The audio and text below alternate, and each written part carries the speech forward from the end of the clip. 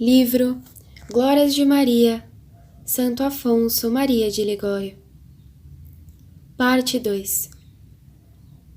Capítulo 2. Certeza da Imaculada Conceição. Advertência. Muitos doutores sustentam que Maria foi isenta de contrair até o débito do pecado.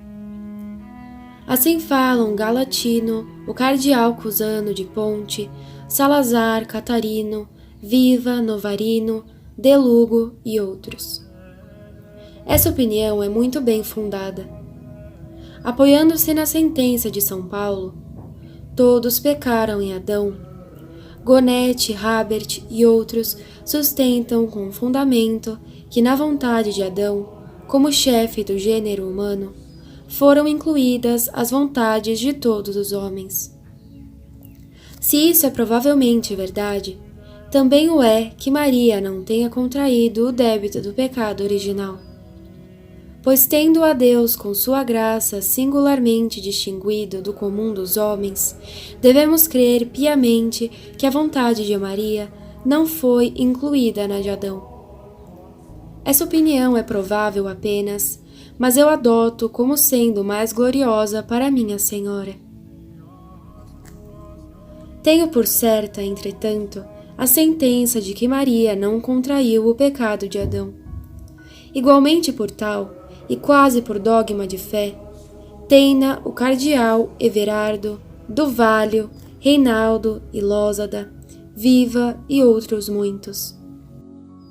Não tomo em conta as revelações feitas a Santa Brígida e aprovadas pelo cardeal Turre Cremata e por 4 sumos pontífices. Comparem-se, por exemplo, vários trechos do livro VI. Mas tenho de apresentar impreterivelmente. Primeiro, o unânime testemunho dos Santos Padres quanto a esse privilégio de Maria. Santo Ambrósio fez a natureza humana dizer ao Verbo Eterno no momento de sua encarnação: Toma-me, ó Filho de Deus, não de uma Sara, mas de Maria, que é uma virgem intacta, virgem isenta pela graça de toda mancha do pecado. Orígenes assim fala sobre Maria. Não está contaminada pelo envenenado hálito da serpente. De imaculada, de livre de todo o mínimo label, a chama São Efrem. Escreve Pseudo Agostinho sobre o texto da saudação angélica. Maria estava, e note-se, completamente livre da cólera na primeira sentença e possuía a graça toda da bênção. Esta nuvem, são palavras do Pseudo Jerônimo, nunca foi escura, mas sempre resplandecente. Vulgato Cipriano, Arnoldo de Chartres, observa: a justiça não admitia que aquele vaso de eleição fosse atingido pela mácula comum. Ao contrário de todos os homens, com eles compartilhou da mesma natureza, mas não da mesma culpa. Eis as palavras de Santo Anfilóquio. Aquele que formou a primeira Virgem sem defeito, formou também a segunda sem mancha e sem culpa. No 6º Concílio Ecumênico de Constantinopla, falou o Santo Sofrônio: o Filho de Deus baixou ao ventre de Maria, guardado intacto por casta virgindade, e a Virgem estava isenta de todo contágio no corpo e na alma. Escreve Vulgato Ildefonso: é fora de dúvida que a Virgem não foi atingida pela culpa original. São João Damasceno é de opinião que de Maria, como de um limo puríssimo, o Verbo Eterno se escolheu a forma humana. Que o corpo da Virgem não herdou a mancha de Adão, embora dele tenha sua origem, nos garante Nicolau, monge. Por sua vez, São Bruno de Segni anuncia: é Maria a terra abençoada por Deus e por isso isenta de todo o contágio do pecado. É incrível que o Filho de Deus haja querido nascer de uma virgem, se ela de algum modo houvesse sido maculada pela culpa original, diz São Bernardino de Sena. As palavras de São Lourenço Justiniano testemunham que Deus abençoou a Maria desde o momento de sua conceição. Sobre o texto onde se afirma que Maria achou graça diante do Senhor, o abade de Celes tece a seguinte saudação: Ó Dulcíssima Senhora, Deus se agradou extraordinariamente de vós e fostes preservada do pecado original. De semelhante modo, fala um grande número de teólogos. Finalmente, 2 motivos nos certificam da verdade dessa pia sentença. 2. O primeiro é o consenso universal dos fiéis sobre este ponto.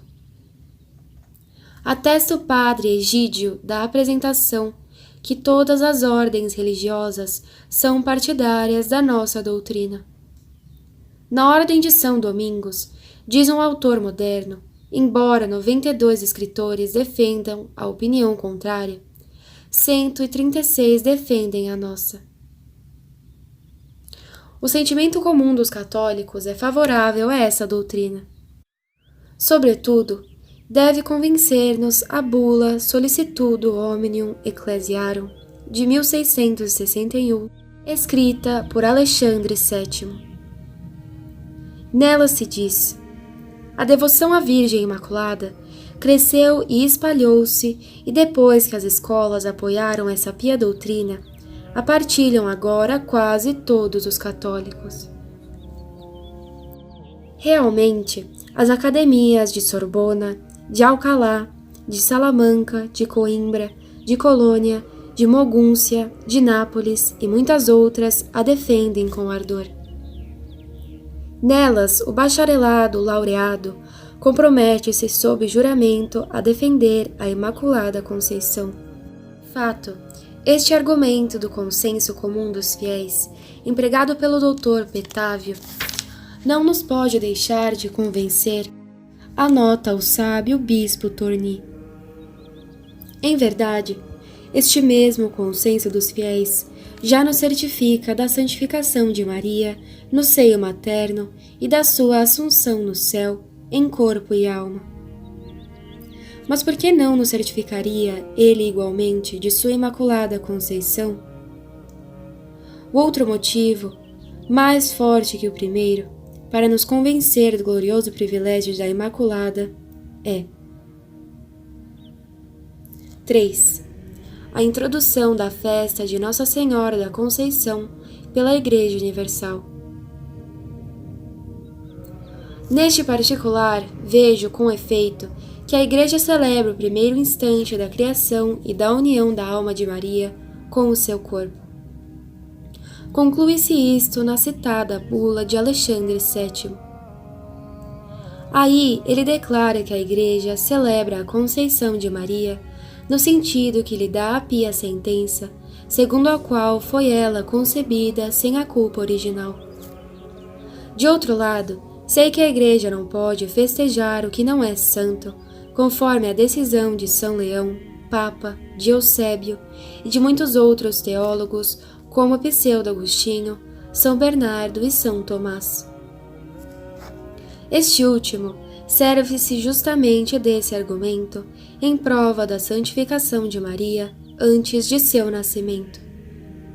A Igreja, diz ele, celebra a festa da Natividade de Maria.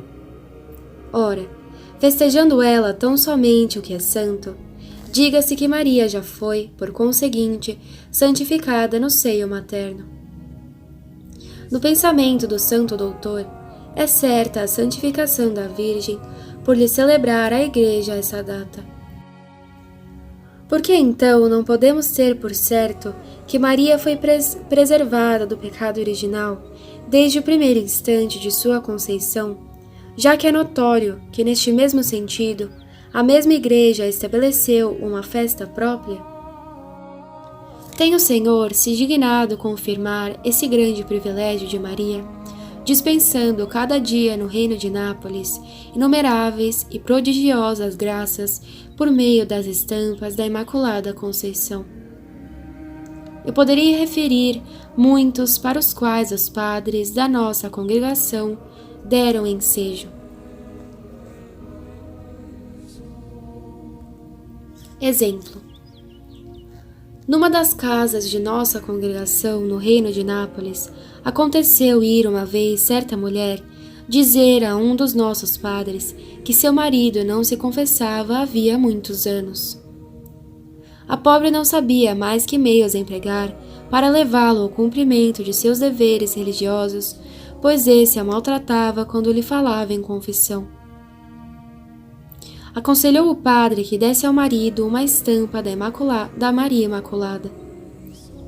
À noite, ela pediu de novo ao rebelde que se confessasse. Foi em vão. Como de costume, ele fez de surdo. Deu-lhe então a esposa a referida estampa. E eis que apenas a recebeu, o marido disse logo: então, quando queres que eu me confesse? Estou pronto. A mulher pôs-se a chorar de alegria, vendo aquela mudança tão súbita. Na manhã seguinte, foi com efeito à nossa igreja. O padre perguntou-lhe há quanto tempo não se confessava. Há 28 anos, respondeu ele. E como, tornou o padre, se resolveu a vir hoje? Meu pai, tornou ele, eu estava obstinado, mas ontem à noite minha mulher deu-me uma imagem de Nossa Senhora e logo senti mudar-se-me o coração. Isso de tal sorte que esta noite os momentos que me pareciam 1000 anos, tanto desejava que amanhecesse para vir confessar-me. Confessou-se efetivamente com muita compulsão, mudou de vida e continuou por muitos anos a confessar-se a miúdo com o mesmo padre. No lugar da diocese de Salerno, durante uma missão que aí demos, havia certo homem que nutria grande inimizade contra um outro que o tinha ofendido. Um padre exortou-o ao perdão, porém ele respondeu: meu padre, já que me vistes assistir às prédicas, não. E sabeis por quê?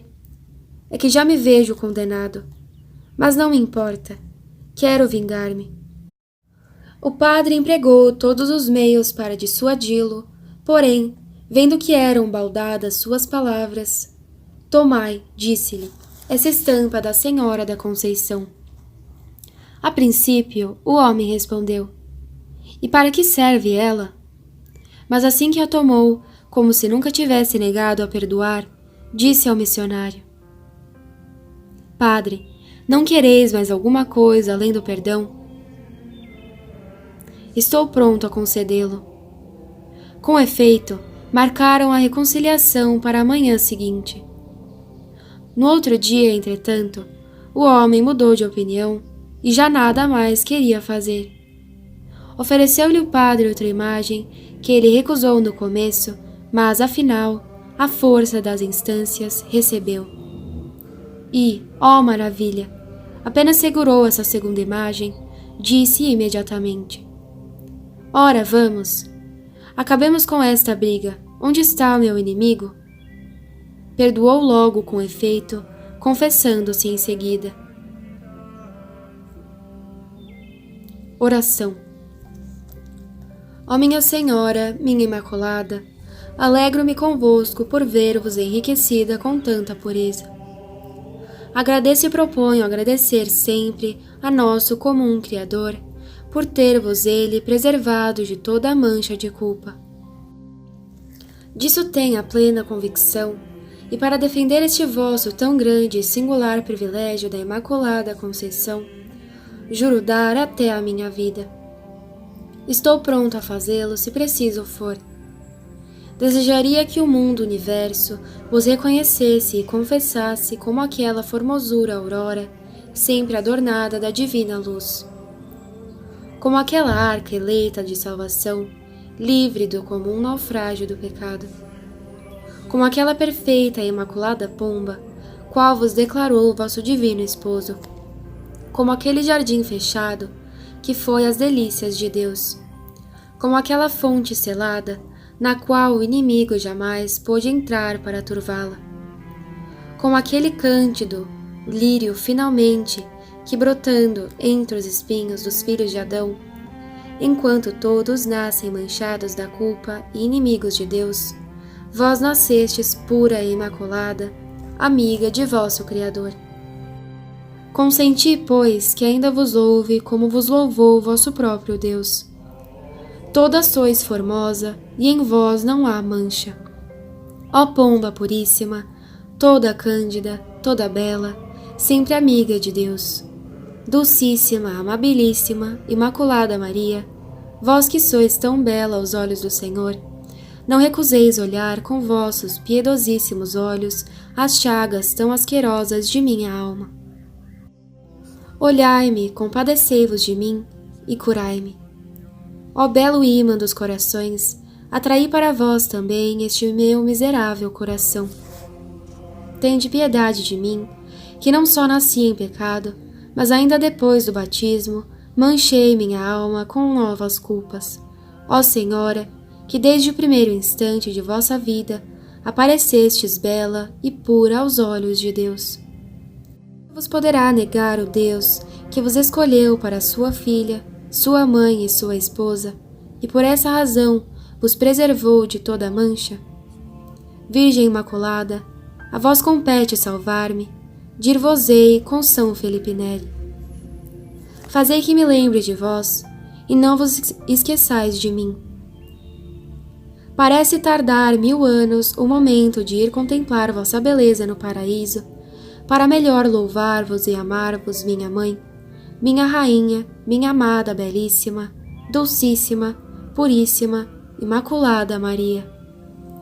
Amém. 2. Da Natividade de Maria. Resumo histórico. É no século VII que surge a festa da Natividade da Virgem. Dela temos menção no Sacramentário Gelasiano, livro que enumera festividades da Igreja. O Papa Sérgio I prescreveu para o dia de sua celebração uma procissão de rogações. No Oriente, a festa era também conhecida, como vemos, de 2 sermões de Santo André de Creta. A grandeza da santidade de Maria provém das graças abundantes com que Deus a enriqueceu desde o princípio e da sua admirável correspondência às mesmas. O nascimento de um filho é considerado dia de festa para a família. Entretanto, haveria antes motivo para o lamento e pranto, considerando-se que a criança nasce não só privada de méritos e de razão, como ainda manchada pela culpa e sujeita, como filha da cólera divina, às misérias e à morte. O nascimento de Maria, sim, é justo seja celebrado com festas e louvores universais, pois a Virgem viu a luz do mundo, criança na idade, porém grande em merecimentos e virtudes. Todavia, para compreendermos o grau de santidade com que nasceu, precisamos considerar primeiramente a grandeza da graça com que Deus a enriqueceu. Em segundo lugar, quanto foi grande a fidelidade de Maria em corresponder a essa graça. Ponto 1. A primeira graça em Maria excede em grandeza a graça de todos os anjos e santos. 1. Testemunho dos teólogos. Inegavelmente, foi a alma de Maria a mais bela que Deus criou. Depois da encarnação do Verbo, foi esta a obra mais formosa e mais digna de si, feita pelo Onipotente neste mundo. Uma maravilha, enfim, que só é excedida pelo próprio Criador, como diz Nicolau, o monge. Por isso não desceu a graça em Maria gota a gota, como nos outros santos. Desceu, ao contrário, tal como a chuva sobre o velo. Semelhante à lã do velo, sorveu a Virgem com alegria toda a grande chuva de graça, sem perder uma só gota. Era-lhe, pois, lícito exclamar: na plenitude dos santos está a minha morada. Isto significa, conforme a explicação de São Boaventura: possuo em sua plenitude o que só em parte possuem os outros santos. E São Vicente Ferrer, referindo-se particularmente à santidade de Maria, antes de seu nascimento, diz que excedeu a de todos os anjos e santos.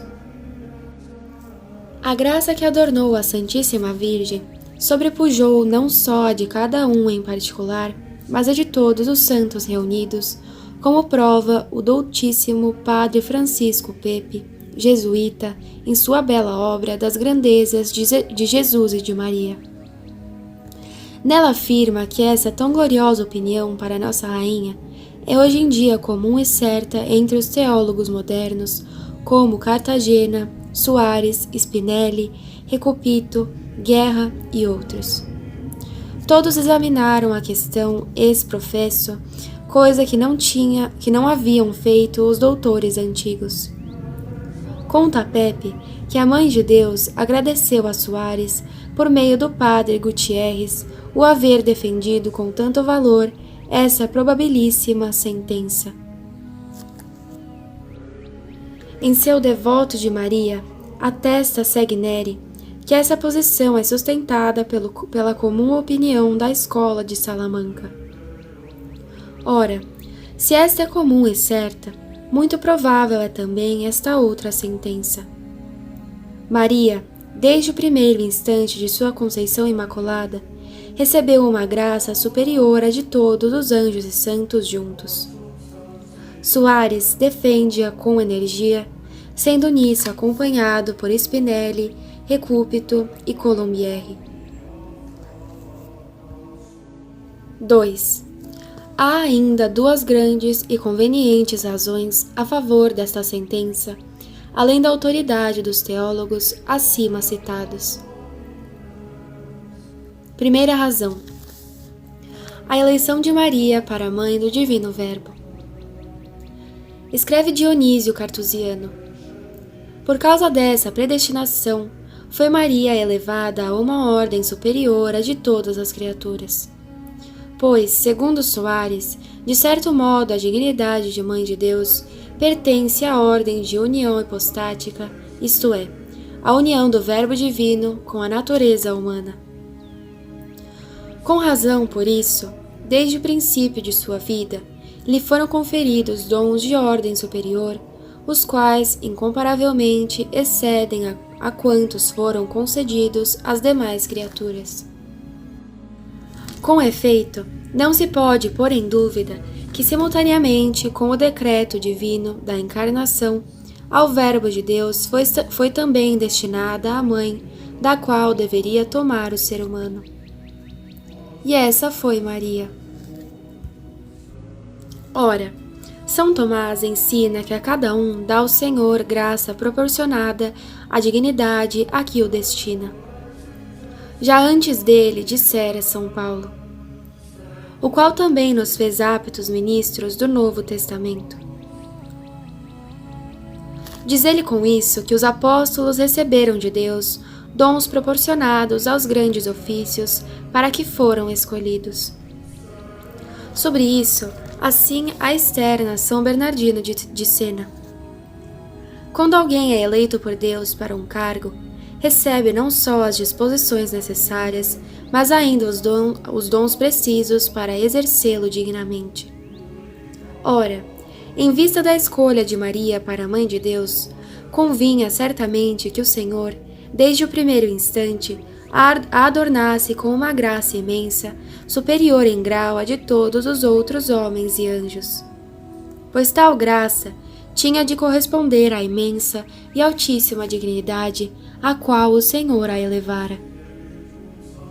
Assim concluem todos os teólogos com São Tomás.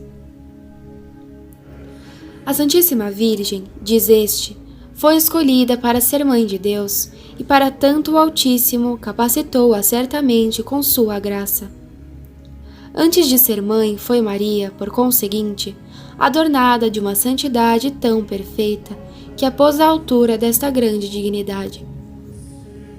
Já em outra passagem da Suma Teológica, havia dito o doutor Angélico que Maria é chamada cheia de graça, mas não tanto por causa da graça propriamente, porque a não possuía na suma excelência possível.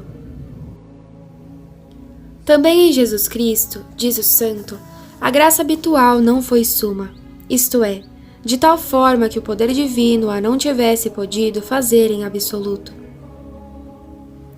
Foi, entretanto, suficiente e correspondente ao fim para a qual a divina sabedoria a predestinara, digo para a união da santa humanidade com a pessoa do Verbo.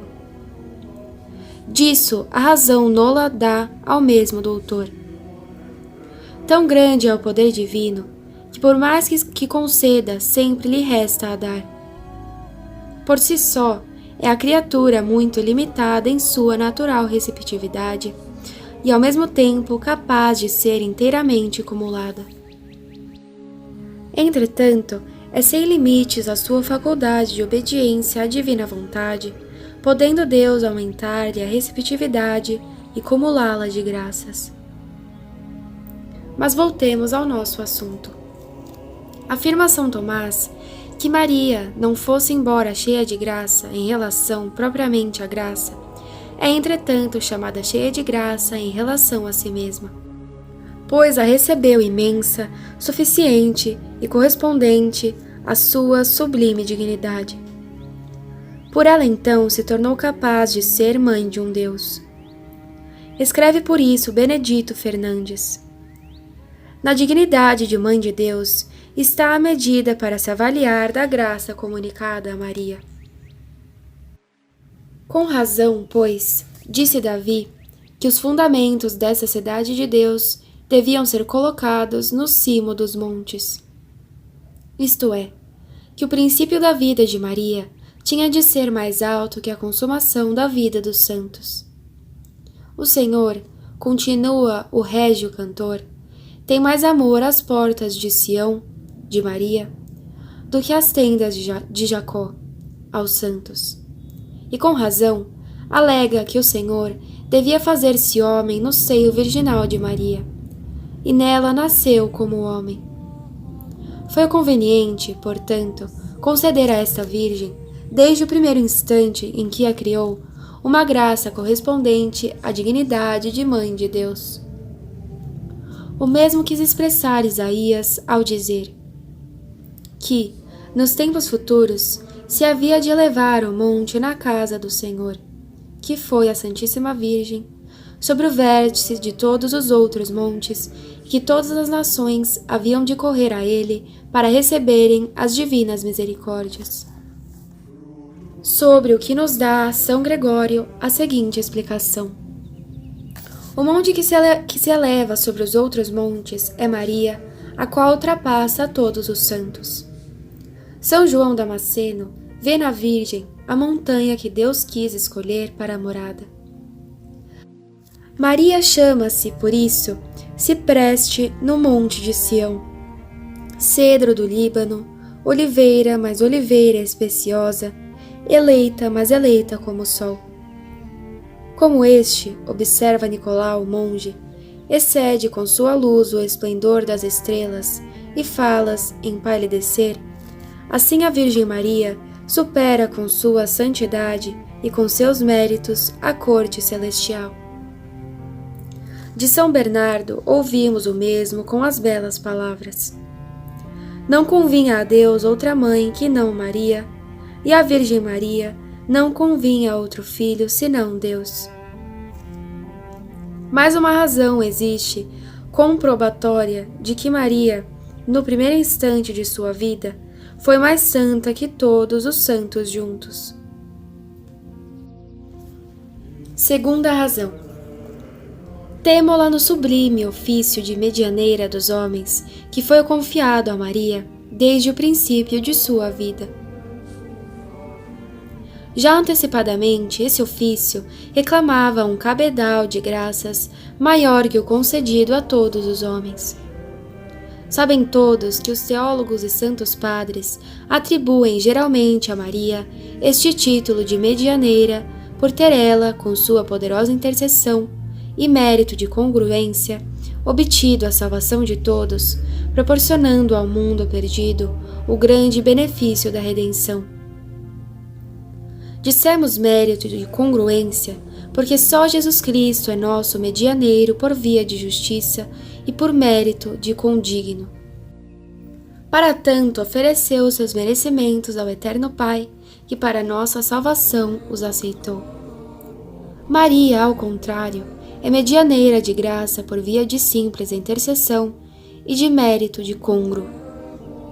Ofereceu, dizem os teólogos com São Boaventura, seus merecimentos pela salvação de todos os homens. E Deus aceitou por graça com os merecimentos de Jesus Cristo.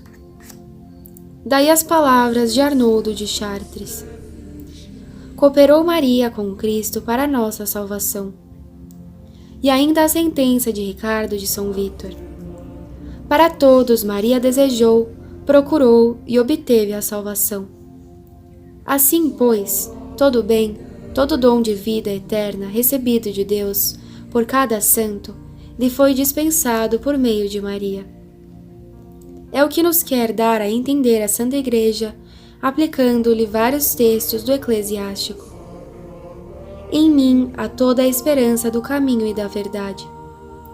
Do caminho, porque por ela são dispensadas as graças aos peregrinos neste mundo. Da verdade, porque por Maria se nos dá a luz da verdade. Em mim há toda a esperança da vida e da virtude. Da vida, porque por ela esperamos obter a vida da graça na terra e da glória no céu.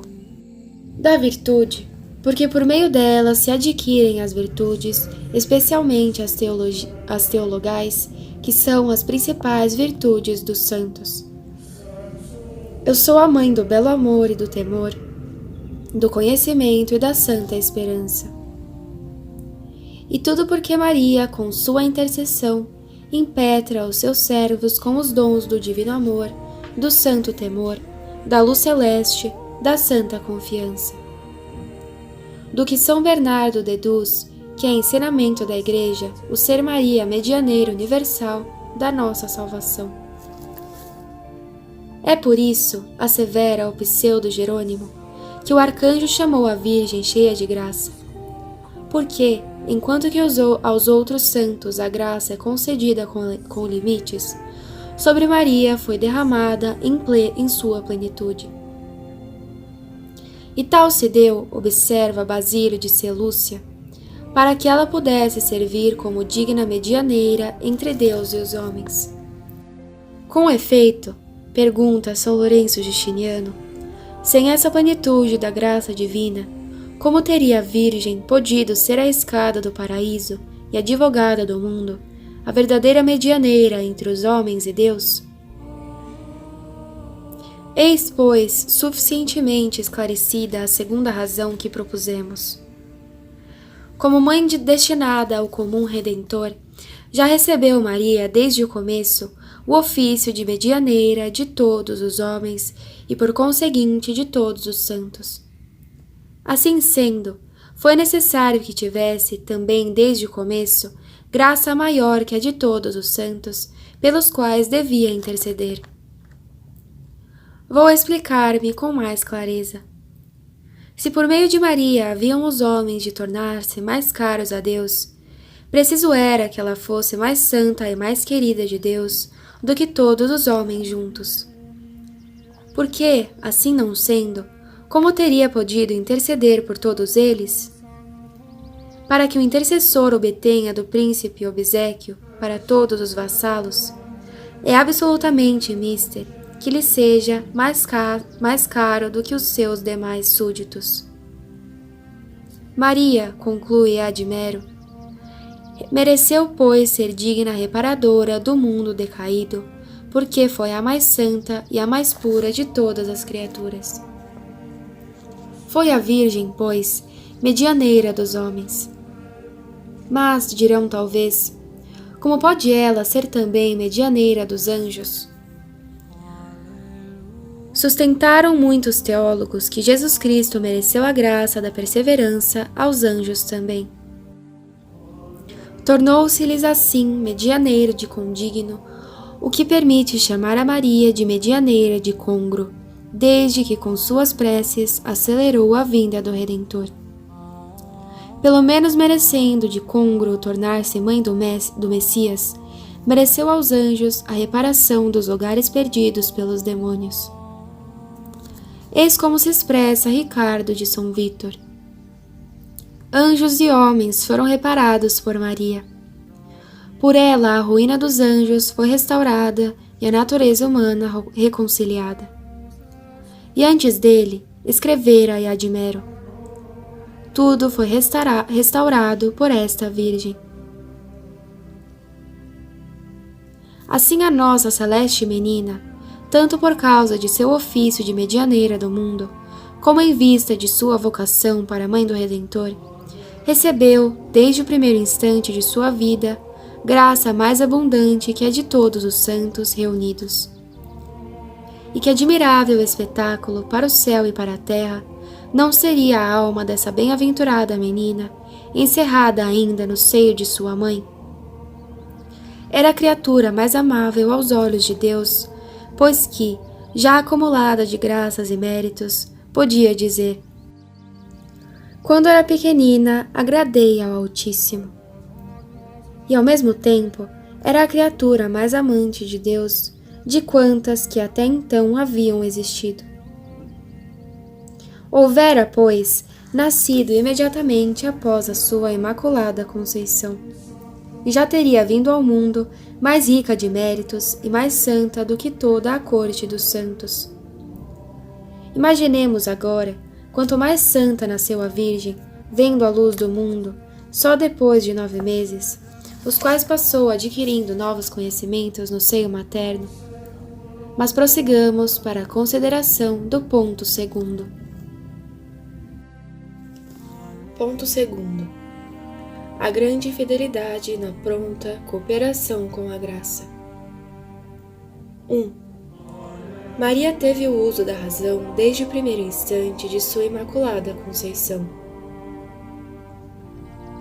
Ao mesmo tempo que a santa menina recebia no seio de Santa Ana a graça santificante, era-lhe dado também o perfeito uso da razão.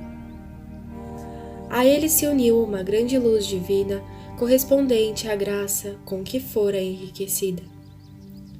O exposto aqui não é já uma opinião isolada, mas um parecer universal na frase do venerável autor La Colombière.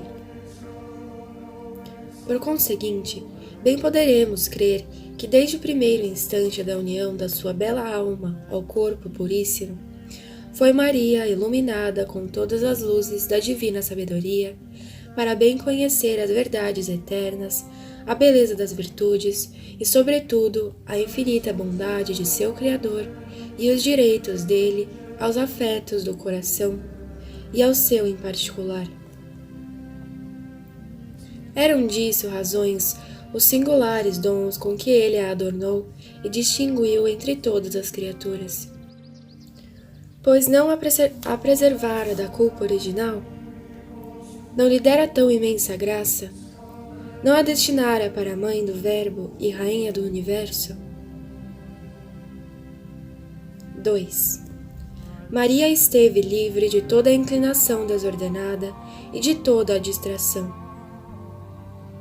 Gratíssima a seu Deus, a partir desse primeiro instante, empenhou-se a Virgem em aproveitar fielmente aquele grande cabedal de graças de que era Senhora. Aplicou-se toda em amar a divina bondade. Desde então, amou a Deus com todas as suas forças e continuou amando-o com os 9 meses anterior ao seu nascimento.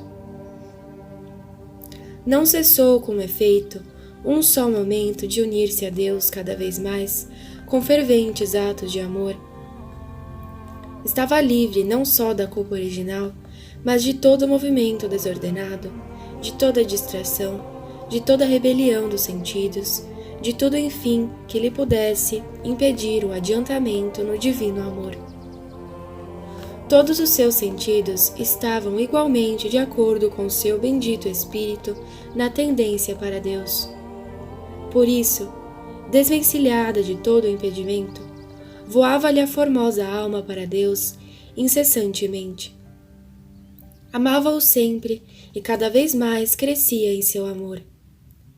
É esta a razão por que Maria diz de si mesma: eu cresci para o alto como um plátano junto à água. Planta nobilíssima de Deus, ela cresceu sempre junto à corrente das graças divinas. Também se compara à vinha. Eu, como a vide, lancei flores de um agradável olor. Falo não só por ter sido humilde aos olhos do mundo, mas porque era constante o seu crescimento em perfeição. Diz um provérbio latino: a vide cresce sem fim. As outras árvores, a laranjeira, a amoreira, a pereira, têm uma altura determinada, enquanto a vide cresce continuamente até atingir a altura da árvore à qual se encosta. Assim também a Santíssima Virgem cresceu incessantemente na perfeição. Eis o motivo por que, sob o nome de Gregório Taumaturgo, escreveu certo autor: eu te saúdo, ó Maria, videira que não cessa de crescer. Conservou-se ela unida sempre a Deus, seu único apoio, e, por isso, pergunta ao Espírito Santo nos Cânticos dos Cânticos: quem é esta que sobe do deserto, inundando delícias e firmada sobre seu amado? Segundo Santo Ambrósio, quer isso dizer: quem é esta que, unida ao Verbo divino, cresce como a videira apoiada a uma grande árvore? 3. Maria foi fiel à divina graça. Dizem muitos e graves teólogos que uma alma virtuosa produz um ato de virtude em intensidade igual ao hábito que possui cada vez que corresponde às graças atuais que Deus recebe. Adquire assim, vez por vez, um novo e duplo merecimento que é igual à totalidade de todos os méritos adquiridos até então. Esse aumento, dizem eles, foi concedido aos anjos durante o tempo de sua aprovação. Ora, se os anjos possuíam semelhante graça, quem ousará sonegá-la à Divina Mãe, enquanto viveu na terra, principalmente no mencionado tempo de sua existência no seio materno, no qual foi certamente mais fiel que os anjos em corresponder à graça? Durante ele, aplicou a cada momento aquela graça sublime que possuía desde o começo. Pois, correspondendo-lhe com todas as forças e perfeitamente, duplicava por conseguinte seus méritos a cada ato que fazia, em todo o instante. Só por aí podemos avaliar que tesouros de graça, de merecimentos e de santidade trouxe Maria ao mundo quando nasceu. Alegremo-nos, portanto, com a nossa amável menina, que nasce tão santa, tão cara a Deus e cheia de graça. Alegremo-nos não só por ela, mas também por nós, pois veio ao mundo enriquecida de graça, tanto para a glória como para o nosso bem. Adverte São Tomás que de 3 modos foi cheia de graça a Santíssima Virgem.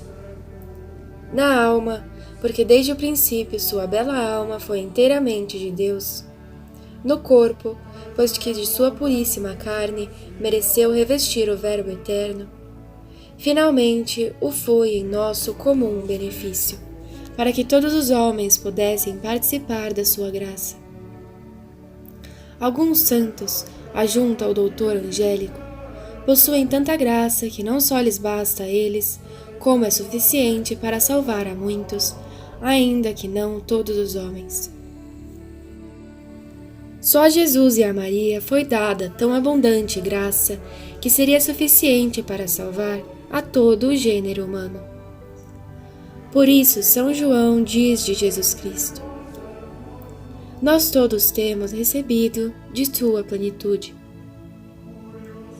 De Maria afirmam também a mesma verdade. São Tomás de Vilanova, por exemplo, escreve: ela é cheia de graça e de sua plenitude recebem todos. E assim, afirma Patriuccelli, não há quem não participe da graça de Maria. Quem existiu jamais no mundo, pergunta ele, a quem Maria não tenha sido tão benigna ou não haja dispensado alguma misericórdia? É preciso notar, porém, que recebemos a graça de Jesus Cristo como de seu autor e de Maria como medianeira. De Jesus como Salvador, de Maria como advogado. De Jesus como fonte, de Maria como canal. Eis o motivo por que São Bernardo diz que Deus constituiu Maria qual aqueduto das misericórdias, que quer dispensar aos homens. Encheu-se de graça para que de sua plenitude cada um recebesse sua parte. À vista disso, o santo exorta-nos a considerarmos com que amor quer o Senhor que honremos essa grande Virgem, na qual colocou todos os tesouros de sua riqueza. Fê-lo assim, a fim de que quanto temos de esperança, de graça e de salvação, tudo agradeçamos à nossa amantíssima Rainha. Pois tudo nos provém de suas mãos e pela sua intercessão. Infeliz da alma que, descuidando-se de se recomendar a Maria, se fecha assim este canal de graças. Holofernes, quando quis apoderar-se da cidade de Betúlia, procurou cortar-lhe os aquedutos. Isso faz também o demônio quando quer tomar posse de uma alma. Fala abandonar a devoção à Santíssima Virgem. Fechado este canal, perderá ela facilmente a luz, o temor de Deus e, enfim, a salvação eterna. Leia-se o seguinte exemplo, no qual se verá quanto seja grande a piedade do coração de Maria e a ruína que chama sobre si quem, abandonado a devoção a esta Rainha do Céu, se fecha a este canal. Exemplo. Viviam em Madrid 2 rapazes que levavam uma vida bem desregrada. Um deles sonhou certa noite que via seu amigo agarrado por uns homens negros e atirados num mar tempestuoso. O mesmo lhe queriam fazer a ele. Mas o moço, no seu desespero, recorreu a Maria, prometeu entrar para um convento e os malvados o largaram então. Viu o infeliz como Salvador, cheio de cólera, estava assentado sobre um trono e como a Santíssima Virgem lhe implorava misericórdia. Encontrando-se com o amigo, contou-lhe depois o sonho que tivera. Mas o amigo se riu do sonho e dele fez pouco caso.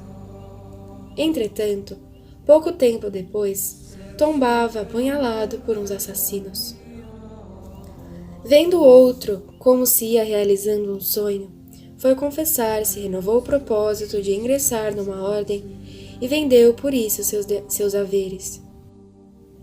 Em vez de dar aos pobres o lucro apurado, como tal prometera, esbanjou-o com más companhias e nos vícios. Em consequência do que adoeceu seriamente e de novo teve outro sonho, no qual viu o inferno aberto, que o esperava, e o juiz condenando-o ao suplício. Novamente recorreu a Nossa Senhora, e ela outra vez o atendeu. Sarou de fato, mas recaiu em vícios ainda mais vergonhosos. Partiu para Lima, no Peru, e aí adoeceu, vindo parar num hospital. Deus tornou a compadecer-se do infeliz, que se confessou com um padre jesuíta, chamado Francisco Perlino. Fez solene promessa de mudar de vida, mas não guardou a palavra. Indo certa vez o referido sacerdote visitar uma santa casa, muito distante de Lima, nela encontrou o nosso infeliz rapaz deitado no chão, e dele ouviu estas horríveis palavras: Desgraçado de mim! Para meu maior sofrimento, vem agora justamente este padre, que vai ser testemunha do meu castigo. De Lima vim para cá, levando sempre uma vida infame, a qual me atirou na mais horrenda miséria e me leva já para o inferno. Com estas palavras expirou, sem que tivesse o padre tempo de o assistir. Oração. Ó santa e celeste menina, vós que sois a mãe destinada ao meu Redentor e a grande medianeira dos míseros pecadores, tende piedade de mim. Eis aqui aos vossos pés outro ingrato que a vós recorre e implora compaixão. É certo que eu, por minhas ingratidões para com Deus e para convosco, mereceria ser abandonado por Deus e por vós. Mas eu ouço dizer, e assim creio, que vós não recusais ajudar quem com confiança a vós se recomenda. Assim eu creio por saber quanto é grande a vossa misericórdia. Ó criatura, a mais sublime do mundo, já que acima de vós não há senão Deus, e diante de vós são muito pequenos os grandes céus, ó Santa dos Santos, ó Maria, abismo de graça e cheia de graça, socorrei o miserável que a perdeu por sua culpa. Sei que sois tão cara a Deus, que Ele nada vos nega. Sei também que gostais de empregar vossa grandeza em aliviar os miseráveis pecadores. Eia, pois, mostrai quanto é grande o crédito que tendes junto a Deus, e impetrai-me uma luz, uma chama divina tão poderosa, que de pecador me mude em santo. Desprendei-me de todo o afeto terreno, para que eu me abrase todo no divino amor. Fazei-o, Senhora, que bem podeis fazê-lo. Fazei-o pelo amor daquele Deus que vos fez tão grande, tão cheia de poder e de piedade. Assim espero. Amém.